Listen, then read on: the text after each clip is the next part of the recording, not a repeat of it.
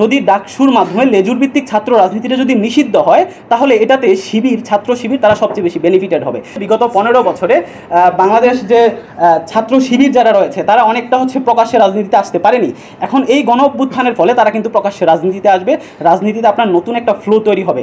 এখন যে কারণে যে ব্যাপারটা দেখা যাচ্ছে, যদি ডাকসুর মাধ্যমে লেজুর ভিত্তিক ছাত্র রাজনীতিটা যদি নিষিদ্ধ হয় তাহলে এটাতে ছাত্র শিবির তারা সবচেয়ে বেশি বেনিফিটেড হবে। কেন বেনিফিটেড হবে?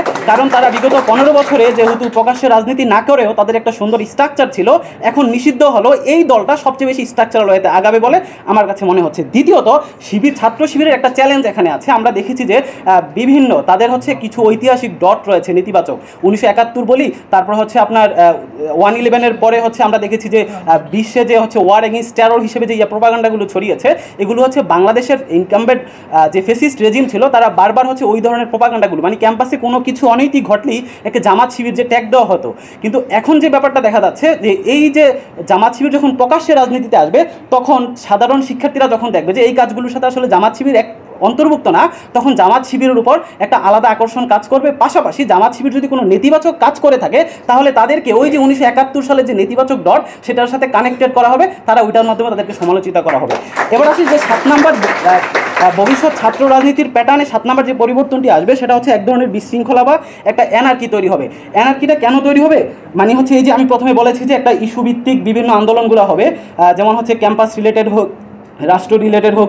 দ্বিতীয়ত এই যে ছাত্র পরিচয়ে, মানে আমরা দেখেছি যে আমাদের যে মুক্তিযুদ্ধটা সেটাকে একটা দল একটা ব্যানারে নিয়ে এসেছে আওয়ামী লীগ। তারপর আমরা যদি ইসলামটাকে দেখি, এটাকে ইসলামিক দলগুলাকে ইসলামটাকে তারা নিয়ে এসেছে।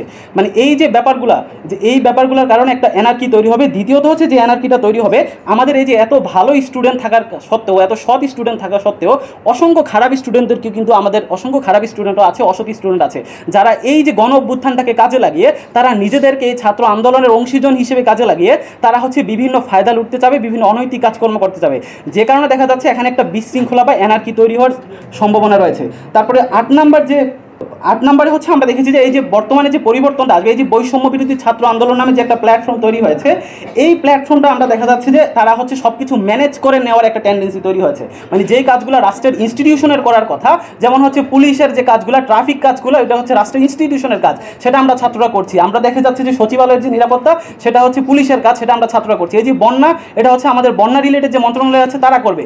যেমন মেডিকেলের শিক্ষার্থীদের চিকিৎসা সেবা, এটা মেডিকেলের কাজ। রাষ্ট্রের স্বাস্থ্য রিলেটেড যে মন্ত্রণালয় তাদের কাজ। এই যে শিক্ষার্থীরা এক একটা কাজ করার মাধ্যমে বিভিন্ন ম্যানেজ করে নিচ্ছে, এতে রাষ্ট্রের যে ইনস্টিটিউশনাল যে ফাংশনালিটি আছে সেটার দুর্বলতা কিন্তু ঢাকা পড়ে যাচ্ছে।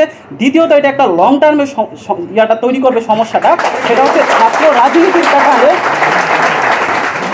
সেটা যেই সমস্যাটা তৈরি করবে সেটা ছাত্ররা এই ম্যানেজ করতে গিয়ে তারা অনেক বেশি ওভার কনফিডেন্স হয়ে যাচ্ছে, তারা অনেক বেশি পাওয়ার এক্সারসাইজ করে ফেলছে।